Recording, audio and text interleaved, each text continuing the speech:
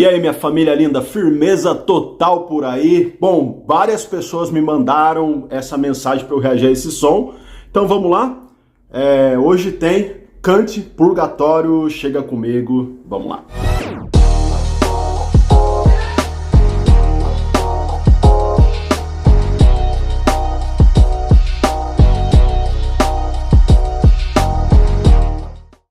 Vamos gravar então, vamos ver o que vem. Cante Purgatório, foi.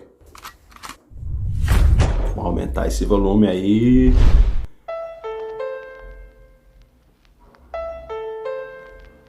Primeira reação que eu faço do Cante, né, mano? Ok.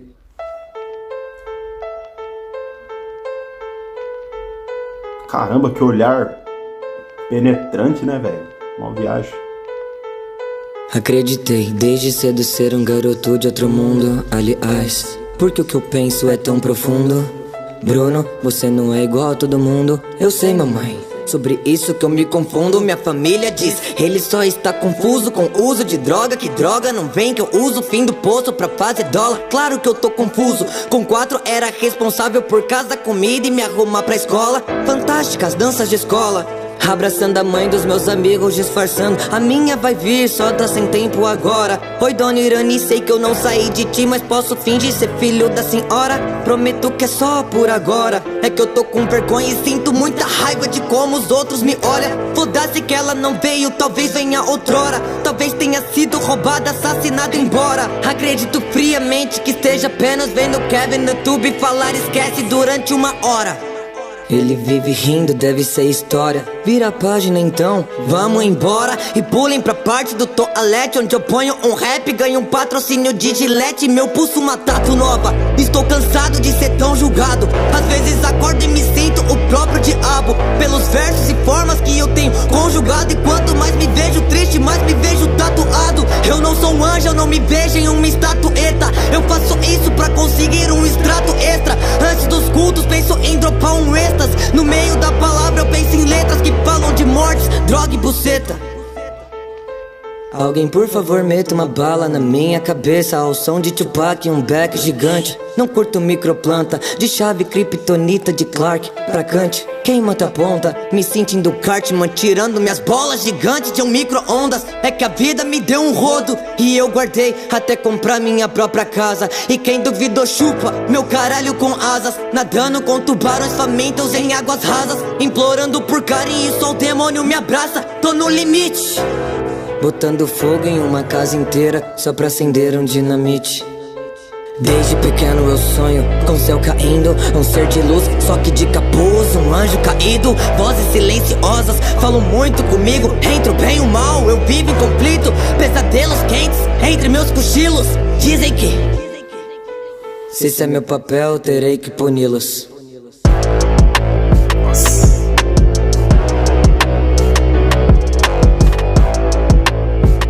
Doido, velho.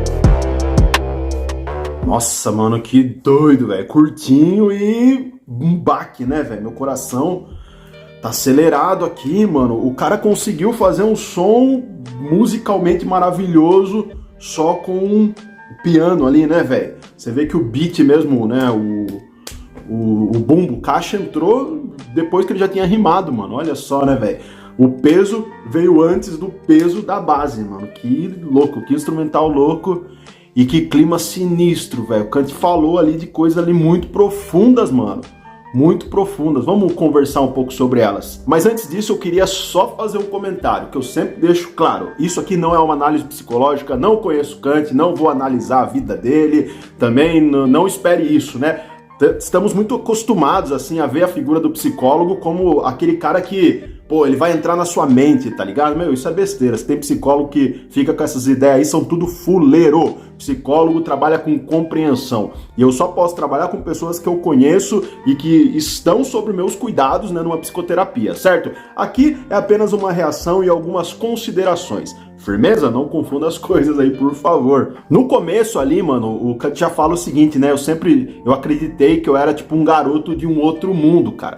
Isso é uma parada muito forte, né, cara? Que muita gente sente, né? Principalmente na infância, essa percepção de uma diferenciação entre você mesmo e o mundo, tá ligado? E os artistas têm muito isso, né? Pessoas muito ligadas à arte, às vezes sentem que não se encaixam, que, tipo, o mundo tá funcionando num ritmo, tá ligado? Girando de um lado, parece que eu giro de um outro lado. E ele até fala ali, né, Bruno, né, a mãe dele acho que dizendo, Bruno, você não é igual todo mundo. Meio aquela frase clichê de mãe, mas acho que ele tá falando de uma outra parada, não é? Tipo assim, a mãe fala...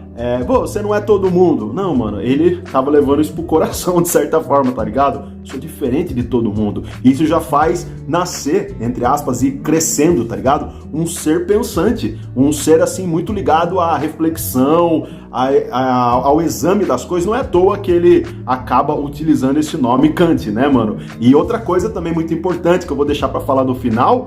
Esse nome, né, da música, Purgatório, mano, isso aí tem uma riqueza enorme, né? A começar pelos escritos de Dante, né? A Divina Comédia de Dante, onde ele vai falar de 3 fases, né? De 3 estágios, tá ligado? Que vai descrevendo, que é o inferno, o purgatório, que essa música aí tem a ver, eu acho, e o terceiro que seria o paraíso. Não conheço se Kant gravou, mas seria bem legal se ele explorasse isso também. Mas depois a gente vai falar um pouco mais nisso. Vamos voltar pra letra aqui. Que depois, mais à frente, um pouquinho, né, ele vai falar sobre uma ausência materna, cara. Putz, essa parada aí é muito forte, eu sei, né? Eu não tenho problemas em dizer sobre minha vida particular aqui também, né? A minha mãe morreu quando eu era muito novinho, sabe? 7 anos de idade, eu não tinha mais mãe. Então essa parte aí que ele descreve, mano, de você, por exemplo, né, acontecia comigo, você tá na escola, e antes não existia muito pouco cuidado com isso. Aí faziam, assim, tipo, homenagem pras mães, todo mundo fazia cartinha, coração, e aí ficava todo aluno no final da aula pra entregar pra mãe. E aí, mano, mano, que chatice que era isso, né? Todo mundo ia lá, abraçava a mãe e entregava, eu ficava com o presentinho pra mim. Até que alguma professora, algumas vezes se ligava, ia lá e recebia o meu presente. Mano, nessa época eu estudava numa escola de madeira, velho. Eu passei muito por isso, foi muito triste. Mas... o Kant o que ele me parece que está relatando ali, eu acho que, não conheço a história dele, mas eu acho que não é que ele perdeu a mãe, mas sim que a sua mãe estava muito ocupada, provavelmente trabalhando, né? Nós vivemos uma realidade, né, onde, por exemplo, em São Paulo, 46% das mulheres, né, elas são, tipo, as chefes do lar, tá ligado? As mulheres que não contam com uma presença masculina e elas têm que trabalhar fora, cuidar das crianças e fazer tudo para deixar as crianças bem. Isso é uma realidade, assim, muito difícil. O MC é um artista que relata muito, né? Você ouve a música Mãe, por exemplo, né? Não me esqueci da senhora, limpando o chão desses boy. Cusão, tanta humilhação não é vingança, hoje é redenção, tá ligado? Uma mãe que precisava estar fora e cuidando de filhos de outras pessoas não podia estar cuidando dos seus próprios filhos. Isso é muito triste, né? Então imagina só, né? Uma criança diante dessa realidade, né? Ele vai citar ali o MC Kevin, né? Esquece, tá ligado? Tipo, nem vamos entrar em contato com isso. É como se fosse um mecanismo quase de negação. Não sei ao certo, né? Se ele tá falando também que na verdade ele foi esquecido, uma sensação que ele foi esquecido, ou se sobre esses temas chegava uma hora que ele falava, esquece, não dá pra pensar nisso. Então, pô, vamos ignorar tudo isso porque é muito pesado para uma criança se deparar com essa realidade. E talvez, né, numa forma de esquecer, de apresentar para o mundo, pelo menos, né, uma faceta, uma parte sua, não essa mais profunda de dor, ele fala, né, que as pessoas o veem sorrindo, vê ele rindo, mas, tipo, ninguém sabe o que tá por trás. Isso acontece muito, deve acontecer com você, né? Quando a gente chega assim, a pessoa pergunta, e aí, tudo bem? Você fala, tudo bem. Porque se você for falar a real mesmo, né, vixe, vai dar 1000 histórias para contar. Então a gente se esconde atrás de um sorriso, todo mundo conhece esse nosso lado sorridente, mas pouca gente conhece de fato o que tá lá no mais íntimo, na nossa profundidade, tá ligado? E depois ele vai falar ali sobre um patrocínio da Gillette, mano. Essa ideia aí ficou meio subentendida, né? Me parece que ele tava falando do comportamento que na psicologia se chama de cutting, tá ligado? Que são os cortes que as pessoas fazem, muitos adolescentes acabam utilizando, né, isso como um recurso de alívio, de expressão de uma dor que não cabe em palavras. É como se a dor emocional ela é tão profunda e tão forte que é uma tentativa de materializar através de um corte, né? E a pessoa vai se autolesando várias vezes, tá ligado? Em lugares muitas vezes escondidos, né? Ou usando roupas, mangas compridas, tal, para esconder aqueles cortes. Só que depois ele fala que ele vai enchendo, né? Quanto mais triste, acho que é algo assim, quanto mais triste, mais tatuagens, tá ligado? A tatuagem acaba sendo também uma forma, né? Se você parar pra pensar, né? As pessoas sentem dores fazendo a tatuagem, e pode ser uma forma de expressão, mas também é um meio mais socialmente aceito, né? Porque, fiz uma tatuagem, tava muito triste, angustiado, fiz uma tatuagem, beleza, socialmente isso tem um lugar. Agora, quando você se corta com gilete, qual é o lugar que isso cabe, né? Como você chega e fala para as pessoas? Isso é algo até difícil para a psicologia explicar. Então imagina uma pessoa em dor explicar para um familiar por que está se cortando, sendo que é uma parada assim totalmente inconsciente, não é um negócio que você sabe exatamente o que você está fazendo. E além disso, ele fala de mais um recurso muito importante que as pessoas buscam, né? Ir para a igreja, buscar a fé, buscar uma religiosidade, tá ligado? Tipo um culto, uma missa, sei lá, independente de qual seja a sua religião e a sua escolha. Só que quando ele tá nessa reunião, ele fala dos pensamentos intrusivos, tá ligado? Isso acontece com muita gente.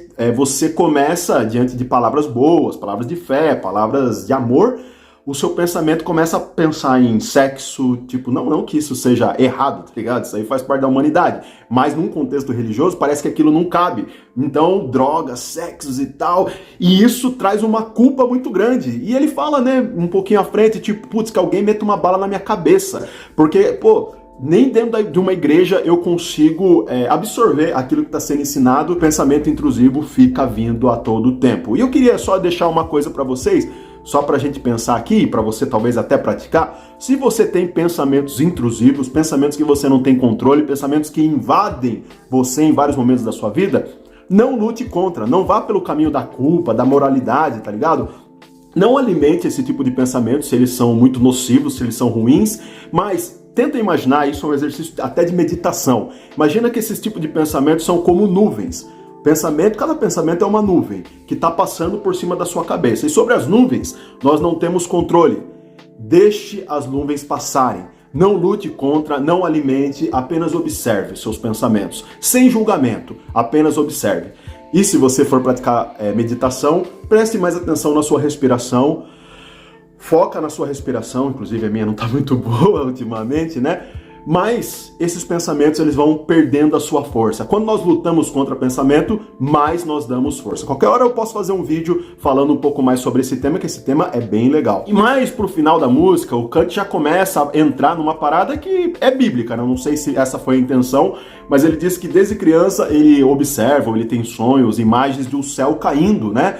Até ele diz que ele não é um anjo, né, uma parte, mas ao mesmo tempo eu tentei entender, não consegui clarear exatamente esse trecho. Porque ele fala de um anjo caído, só que eu não sei se ele tá dizendo como fosse ele sentindo um anjo caído de capuz, algo assim, ou se ele observa isso de uma forma mais externa, ou se é um conflito mesmo, né? Até porque a música do Kant me parece, assim, muito cercado desse conflito entre o bem e o mal, entre coisas boas, coisas ruins, e isso é o paradoxo da vida, né? Que habita em todos nós. Mas quando ele fala sobre o anjo caído, é uma alusão bíblica a Lúcifer, né? Lúcifer é o anjo caído, né? A estrela da manhã, a Lúcifer significa, se eu não me engano, né, o anjo de luz, né, alguma coisa bem assim, que é expulso do paraíso, enfim, tem toda uma história e é o anjo que cai para a terra. E ele termina dessa forma. E aí no final ele fala uma coisa assim muito interessante. Dizem que esse é meu papel, então eu terei que puni-los. Eu achei bem interessante. Do que será que ele está falando? Pode ser que ele retorna a ideia do purgatório, né? Porque purgatório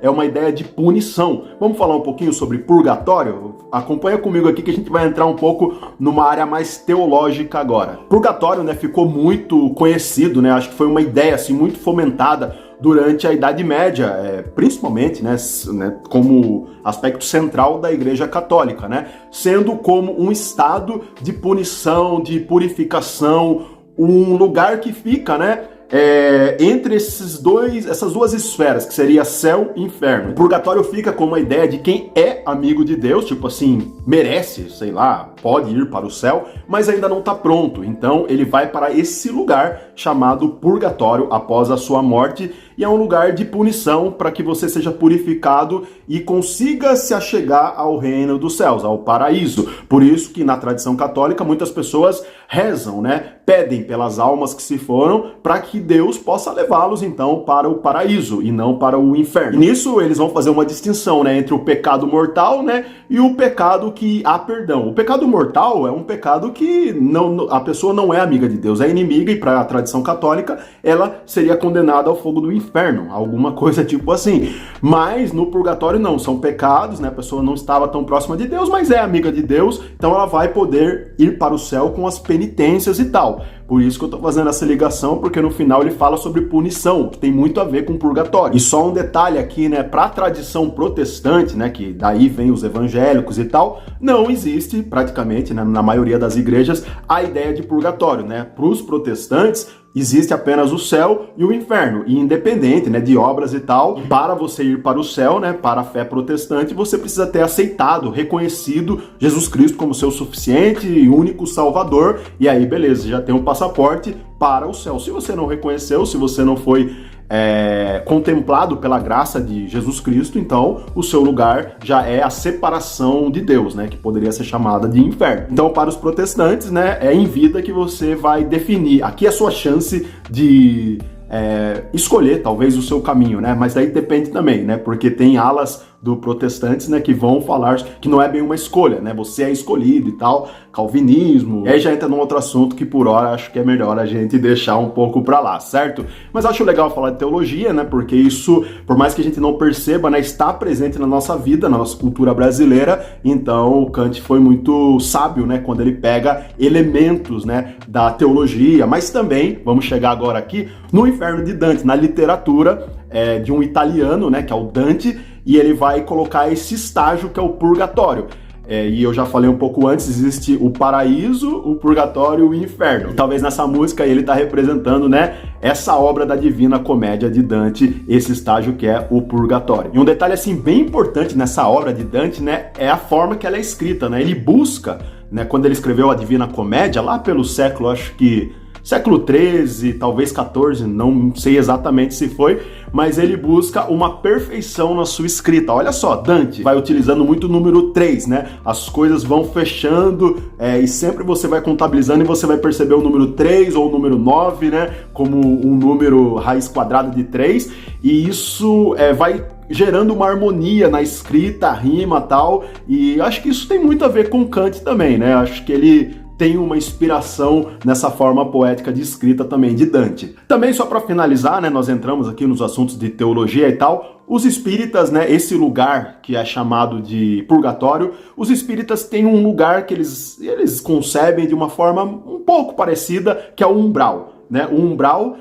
não é um lugar de penitência, mas é um lugar de evolução, diferente dessa ideia de purgatório no sentido de penitência, né? O umbral é como se fosse uma sombra onde você vai passar algum período, né, aprendendo. É um lugar de sofrimento, de dor, mas para que você seja iluminado e consiga ir para o outro estágio, né, talvez as colônias, enfim. Aí a Chico Xavier é um cara que escreve, um grande ser humano, na verdade, que passou pelo Brasil aqui e que escreveu lindamente sobre toda essa vida após a morte. Eu acho que a gente abre aqui, né, não estou aqui falando sobre certo, errado, são apenas compreensões católicas, protestantes, espíritas, literatura, nós podíamos entrar no budismo, hinduísmo, enfim.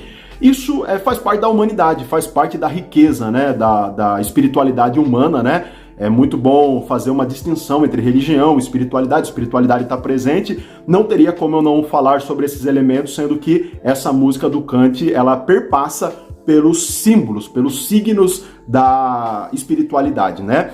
Mas, além de tudo, né, voltando para a letra, eu acho que mais que isso tudo ele mostra um sofrimento humano, talvez vivenciado pelo Kant, né? Mas também vivenciado muitas vezes por você.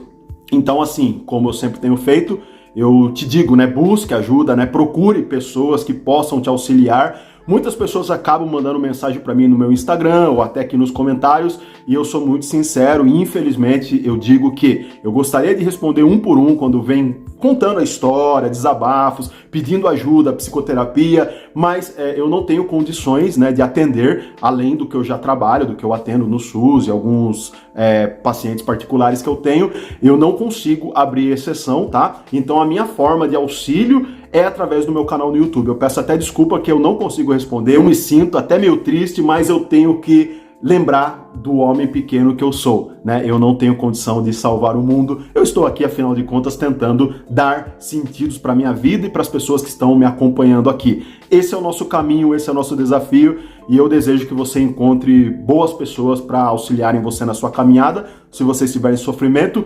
CVV, ligue 188, procure ajuda num CAPS, Centro de Atenção Psicossocial. Existem postos de saúde que também muitas vezes tem psicoterapia. Existem faculdades de psicologia que os estagiários, né, os estudantes, eles muitas vezes atendem gratuitamente ou busca uma terapia particular se você tiver condições. A terapia é muito importante, é um processo de autoconhecimento. Isso aqui é Psicologia Rap, hoje o vídeo ficou comprido, talvez ficou complexo, mas o Kant é complexo, né? Não teria como ser simples esse vídeo.